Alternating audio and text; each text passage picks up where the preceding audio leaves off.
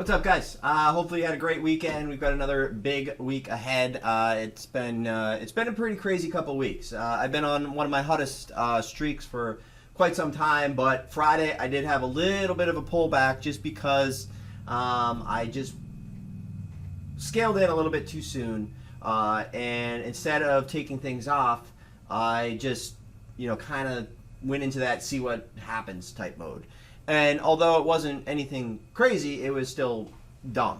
CHFS was a fantastic fader. That was my trade of the day. I had a nice 168 or so average and faded it down to about the 130s, mid 130s. I ended up losing patience. It did go a little bit lower, but that was a pretty nice, steady ramp out of the open, and then it started to get heavy and heavy and heavy, and it offered a really nice unwind throughout the day.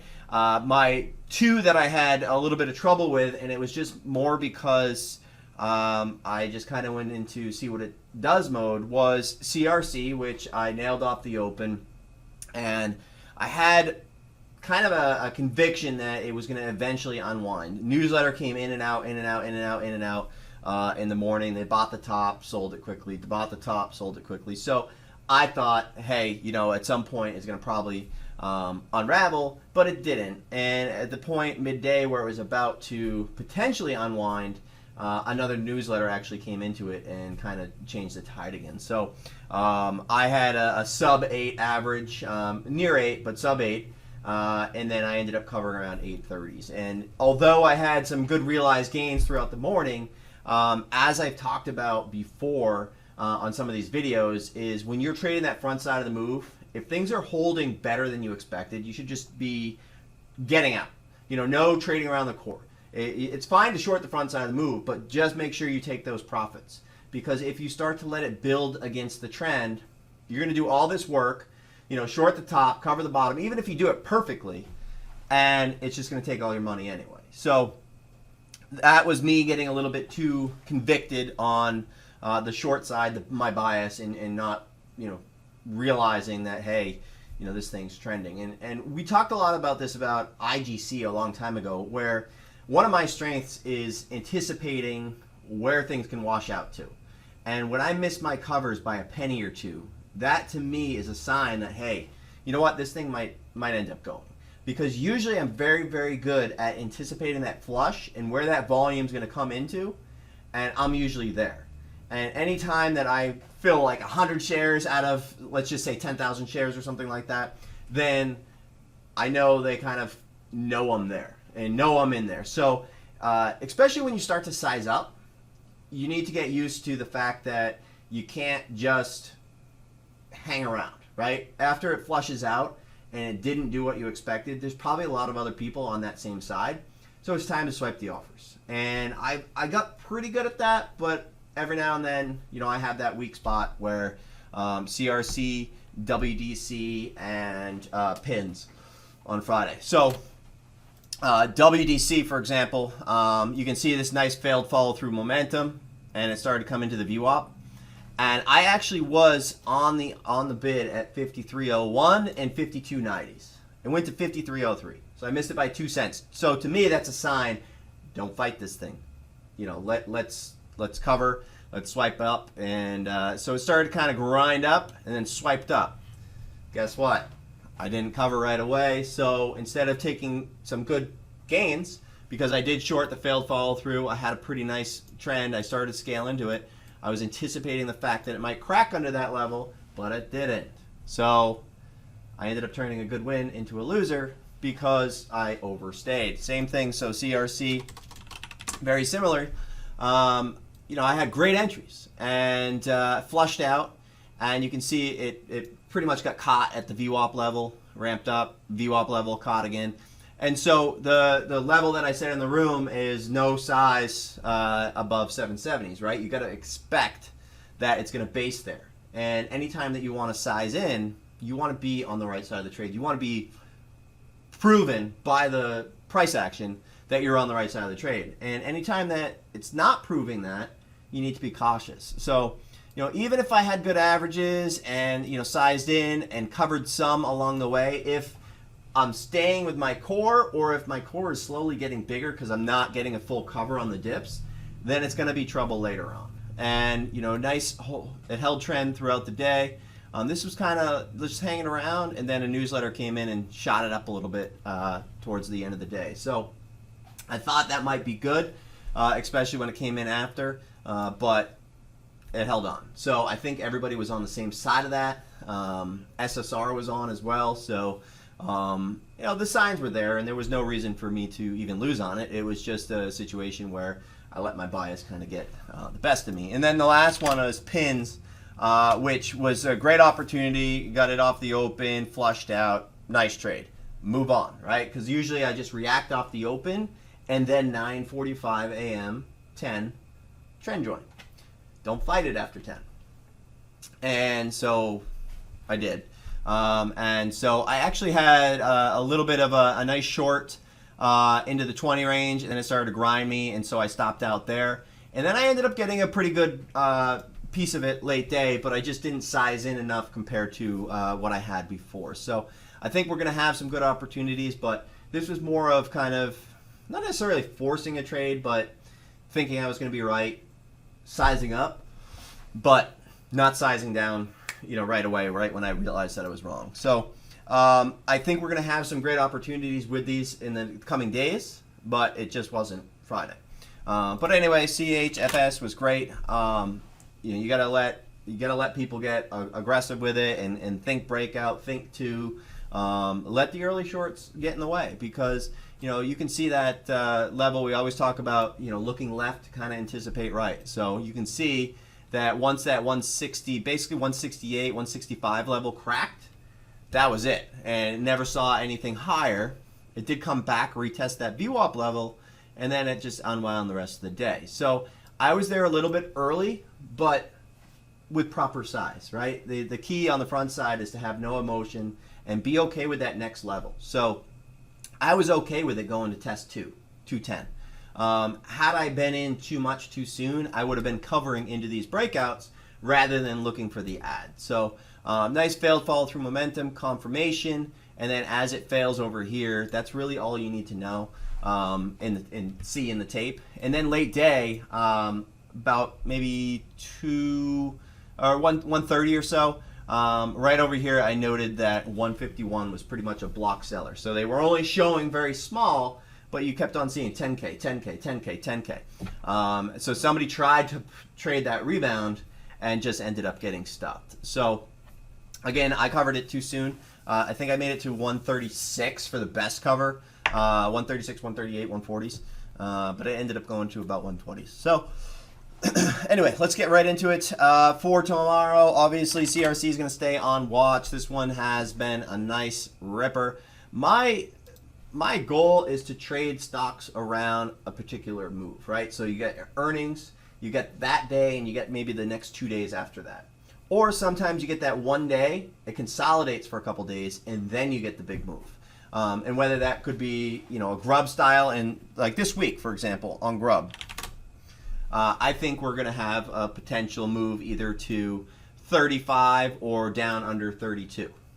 So we're going to get a $2 move one way or the other, in my opinion.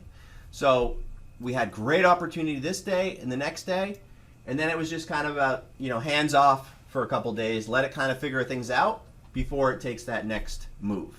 And that next move, I think we're going to have edge. We're going to be able to size into. There's going to be an opportunity. Not every trade, every move is a sizable opportunity. Sometimes it's just about putting a little bit on, letting it work.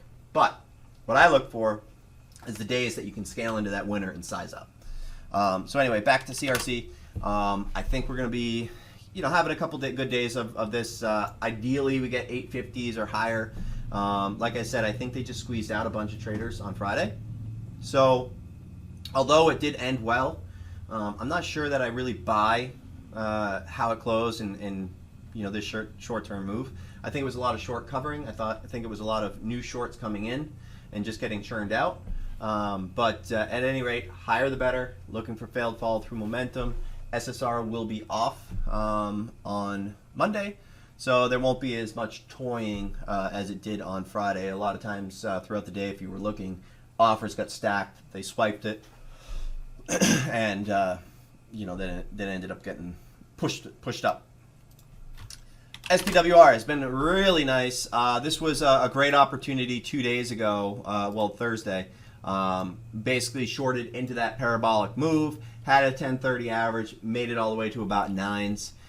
It was a really, really clean opportunity. Looking left on the daily chart, came right into resistance and then unwound. So that worked well. And then VWAP throughout the day was, I was looking to reshort into that push, but it just didn't get there. So my goal was to get short and fade it the rest of the day. Didn't get there.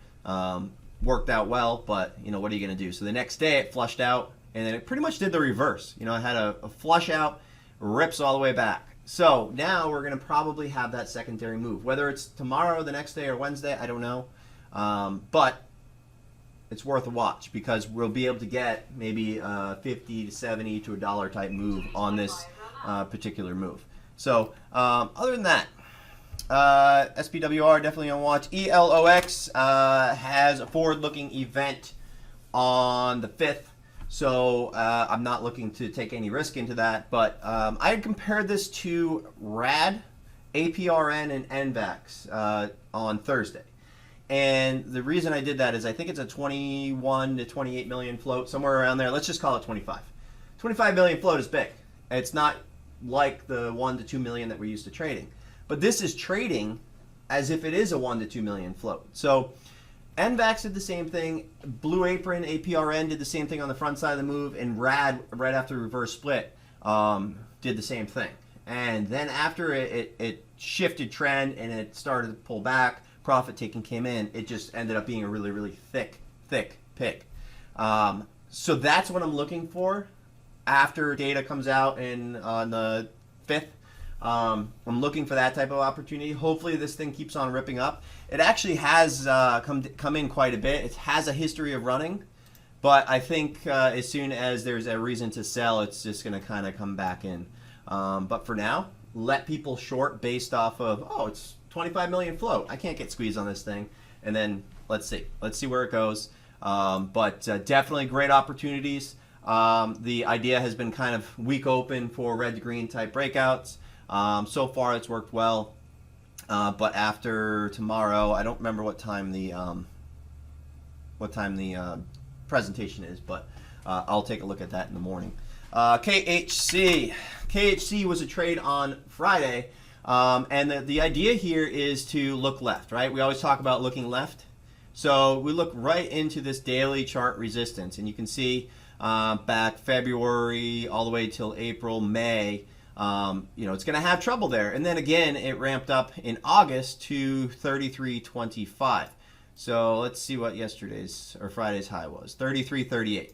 So it went right into that resistance and then faded back. And that was the exact game plan. My thought process and goal for Friday was that it was going to ramp up through the resistance and then fade back red. And so we got a great opportunity on that one. I got the meat of the move. Just wasn't really able to size in. I tried a few times, but it just wasn't unwinding. So I didn't want to get in a situation where I was too biased, like pins or CRC or something like that, and end up giving any profits back on that. So overall, nice trade.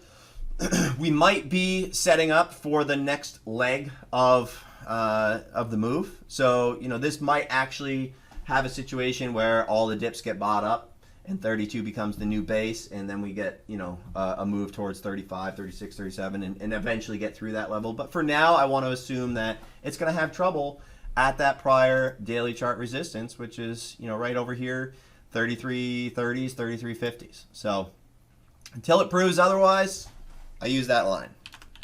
XNet. XNet is just like back in the day, right? We had a huge move. Everybody, looked at the float, looked at the size of it, thought, there was no way that could happen. And it just, they know what they're doing. And, these funds or algos or whomever is behind this stuff, they don't go too far, right? They know their names, and you typically see promotions and volume come back to the same names over time. And they're just one trap away from creating some really big momentum, and that's exactly what they did. They had 60 million shares, then 70 million shares the following days.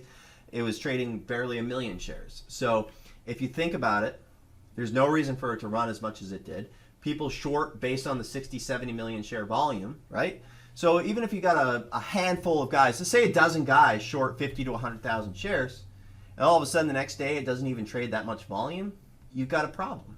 So that's kind of where we're at right now. And the other part about it is this type of squeeze kills me, you know, and fortunately I was able to recognize it. But every short squeeze that I've been kind of caught in is a situation like this, where it kind of ramps up and then you survive and you're like, yes, I made it through this pullback.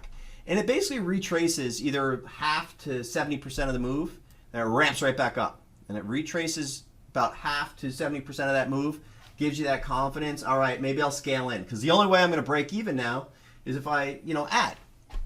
And then it ramps up, comes right back in. All right, that was it. It's stuff. There's no way it's going to go higher. Then it breaks through, comes back, breaks through, comes back.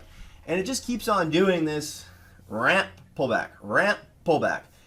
And you look back and it's 40 cents, 50 cents, 60 cents. All of a sudden you have 3 times, 4 times, 5 times what you wanted for size, and you're getting steamrolled. So I've absolutely been there before, and I can at least recognize it now. That doesn't mean that I'm not going to jump in front of the next train, but at least if I can recognize it, hopefully I can avoid getting ran over.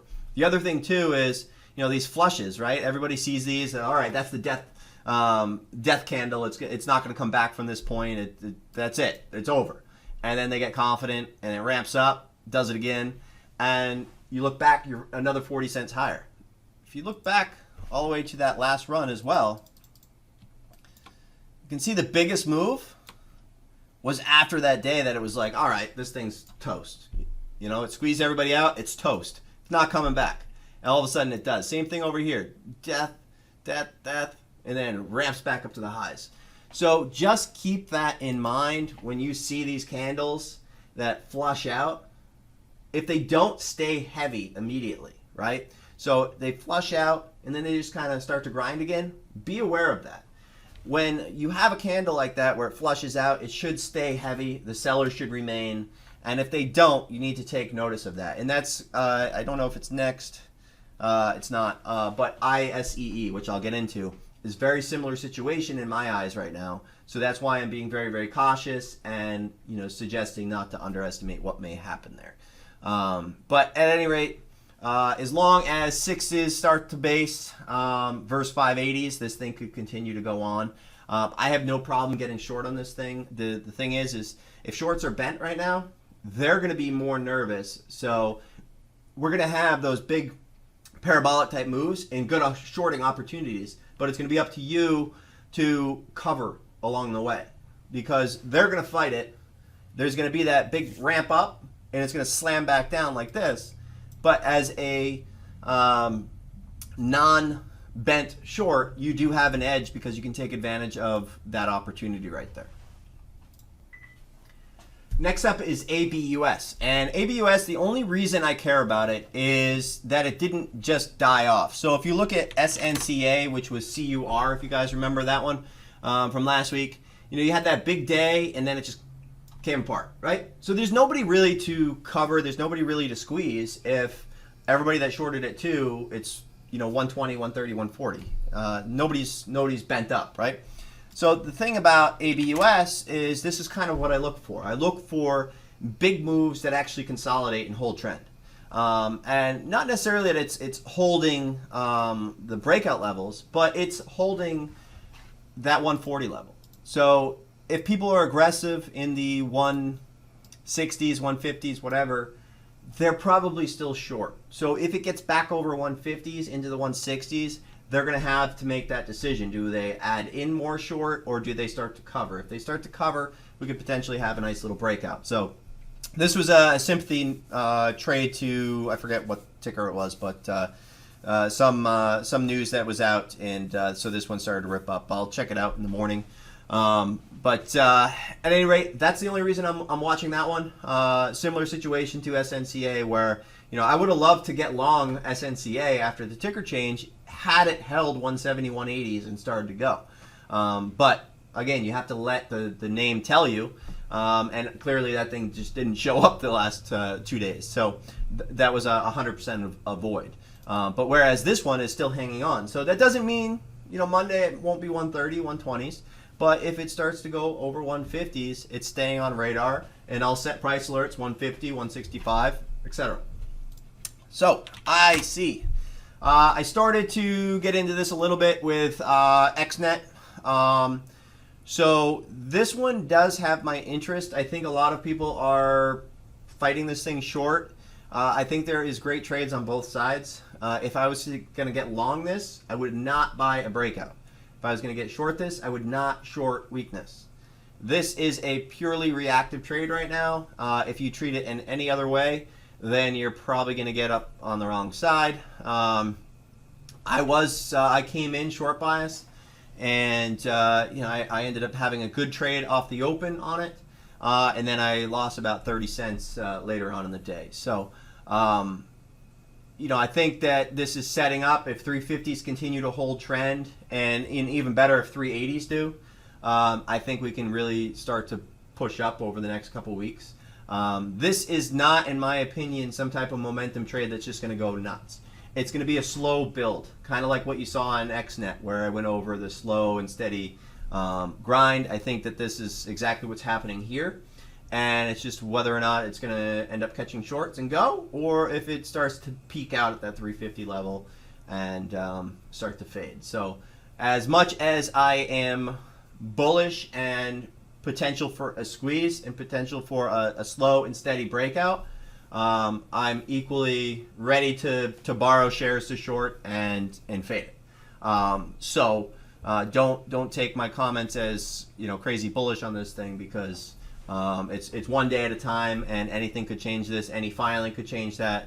So we'll see what happens. One thing though for sure is I don't think the move is going to happen all in one day. I think it's going to trade like PTON, for example, which I'll be going over, but just, there'll be gap up days that hold, there'll be gap down days that rally back, but overall the trend will start to build over itself. ENPH, and again, I would remind you, I'm not going to trade every single ticker tomorrow. The idea of Scan is to have my main watches, which I then, put on the mic pre-market, 9 a.m., and we go over it in the room. These are what I'm watching. These are the main watches. These are my secondary watches, and then we go from there. But I want to be familiar with a big list, just because it takes the whole, let's check out this daily chart. Let's do this. Let's do that. Let's see where it is in its breakout. Let's check out the other sympathy plays, competitors, things like that, to see what's the sector is doing. By doing this today and being familiar with all of these, when they do hit scans, it's, like that, and I can just react that much quicker than somebody that just sees something and it doesn't really trigger anything in their head. Whereas if it starts to come up on my scans, I'm like, hey, I was waiting for that one to hit that level. And I can also set those price alerts that I talked about that we have in the room. So higher the better on this one. I could see this thing going 18 to 16s. Something like that, but based on this price action, I'd be looking towards this 19 level. Higher the better, towards 1910s, and then potential failed follow through momentum. PTON has been great. The idea has been to get long all dips. It's been kind of in squeeze mode. The short percentage has been crazy, as I noted on Twitter. I'm looking to let this thing run. So far it's been good. The idea and thesis has been to basically buy all weakness that's holding trend throughout the last week and a half or so.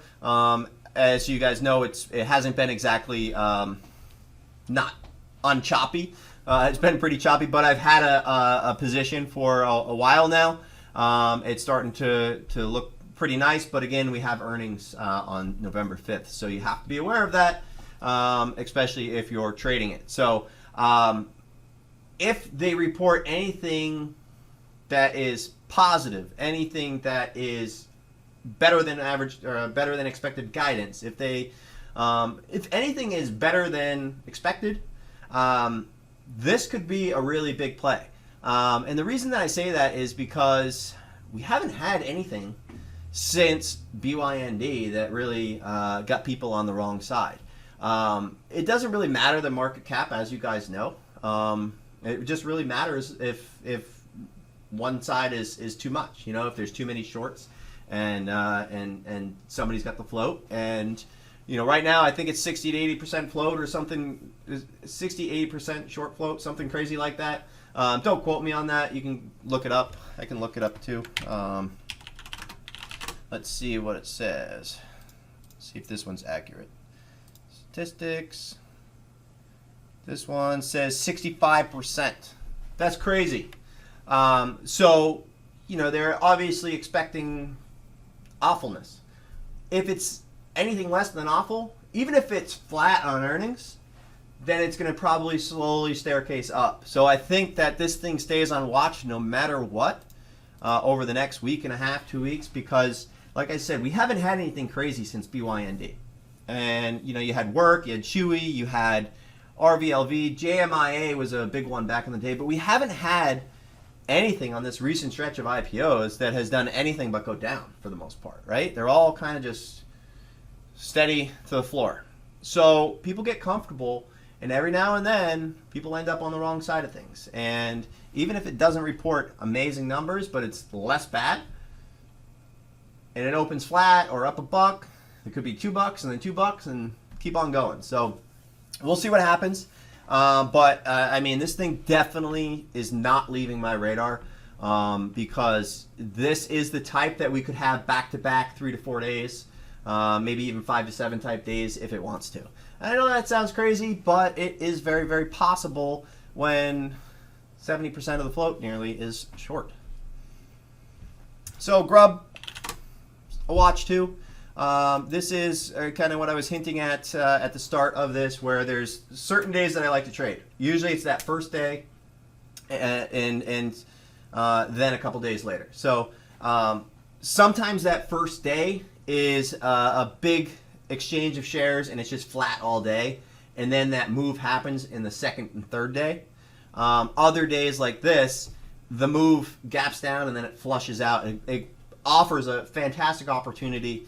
I don't like saying any size you want, but literally you can scale to what you're comfortable with on these types of trades when you're on the right side, when they've got range and things like that. So that's my favorite style trade on earnings. I posted a bunch of charts, that same strategy over and over on different names the last couple days. But with that said, that was it. Other than that, it was like a choppy sideways consolidation for a couple days. So I would expect the second leg of this move, whether or not that is, you know, time to rally back up or go down another $2-3. I don't know, but we will find out, and I just want to be there for it. So I'm not biased, but I think we're going to have a minimum of 2 range, but maybe 2 to 3 range this week towards one direction. And I'll be looking to join that trend 9:45, 10 a.m. plus. Pins, as I said to start this, I was a little bit biased on it. I do think we're going to have a decent opportunity here. Morning shove versus Friday highs is ideal, so it'd be nice if we gapped up 2110s, ran to 2130 to 2150s, and then faded back. Otherwise, if it fails and peaks out 2080s to 2050s, fade back to the 19s. So, again, if we had 80 million shares, almost 75 million, 80 million, something like that, shares traded. That's a lot.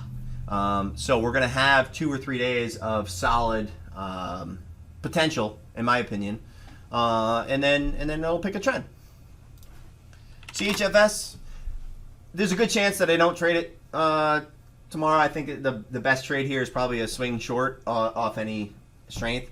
But I'm just not looking to really swing these things. I know there's a lot of great traders that do that, and they do very, very well. There's a good chance this thing ends up, 90 cents by the end of the week. Maybe they do another offering. We'll see. But every single buyer on Friday is underwater, except maybe 100,000 pre-market, something like that. So I think any strength is going to find sellers and we're going to have opportunity because of that. So hopefully they push it back up to 130, 140, 150s. It's really unlikely, but that's what I'd like. GE. GE, steady, steady grind. I am looking for a reactive trade. So we are, if you look left, we are getting into some big chart resistance. So higher the better. In an ideal world, this is like the KHC trade where it blows through chart resistance, daily chart resistance, and then comes back. And if it does do that, then we will have a nice opportunity, and I will probably be there for it. This is the part where it's a little bit more rapid fire. These are not ones that I care about for tomorrow, but I want to stay familiar with them. So when I do see them on scan, I know that, hey, this has the making for a big trade, right? So right here, we tested this prior resistance on X. We have 47 million shares traded. That's big. So I want to be able to reactively trade this name if it comes on scan. So I don't care about it necessarily for tomorrow, but I want to know what the daily chart looks like. I want to know what the potential is. I want to know where it could go, and also kind of just stay familiar with how it's trending in key areas. And then that way, when and if it does show up on my scan, there's no thinking involved. I just get in, take my plan, and go. EMPH, same thing. You know, so far it's been failing and failing and failing. Or, excuse me, not EMPH, EMDP. It's been failing so far at the 5s, but we are setting up. I mean, we had a nice little ABCD type setup for right over here for the basically 420 break, ramped up to 520s, pulled back. We're setting back up again. So if 490 starts to base and we get that 520 break, this could be the next leg to, 556, something like that. And if this goes, then MNK will go, Tiva could go. So we might start to have a sector that kind of steps on each other to push higher and higher. So we'll see what happens with that. NWL, same thing, staying familiar. We're getting into chart resistance over here. So higher the better. I'm just looking for that one trade and be done with it. I'm not looking to marry this thing. I see an opportunity starting to form. All I want to do is pray that this thing keeps on going higher and higher and higher, and then take advantage when people want to take profits. And then then it'll be off radar. And Paso can hold it until 25 or whatever. He's been holding since I don't know, 14, 15, since March, something like that. So pretty good swing hold for him. But I'll just take a little bit, and he can have the rest later on. Rad is huge chart resistance at 10s. So if we start to base here, we could potentially have that next move, and this could easily go 20, 30%. But if not, and we fail, then you obviously can see there's been a seller at this level. So we'll see what happens here. But Michelle likes this one too, Offshore Hunter.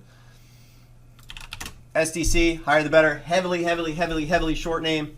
Heavily hated name as of late. Obviously, it was a fantastic research report over at the 14, I think it was 1440s or so. Went down to the sub 9s. I mean, a really almost $5 a share. Really big win for them. It's still $2 under, but takes time to unravel. And so a lot of people hated it, get on the wrong side, too low, starts to rebound. And even like this dip that came back, that's like a decent trap candle, right? Because it's failing. Now it broke. You can see all these lows. They had a higher low, and then it breaks that and comes back, closes above. That's a good trap candle, like I said. So we might have another 2-3 days of squeeze out, and then I want to look to join the backside. Once they unravel all these shorts they're getting bent up now, we're going to have that pullback day, and that's just what I want to take advantage of. So anyway, that's my game plans for tomorrow and the week ahead.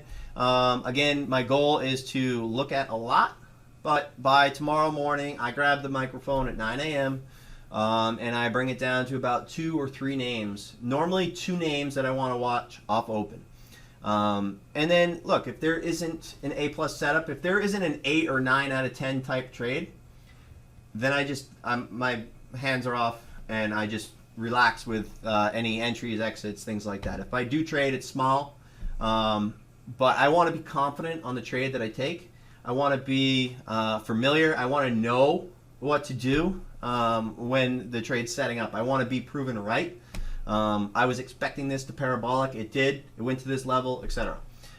If I am finding myself forcing a name and I think this should pull back, and I'm sized in before it's proven that it's failing, then that's a problem, and then that's where I'm going to get into trouble, like CRC or pins, because there's plenty of opportunity right now. It's just whether or not you are controlling your risk. So, like I said, I've been on a really good run, but that doesn't mean anything tomorrow, the next day, right? It's up to your last trade. So you need to continually reset your mind every single day.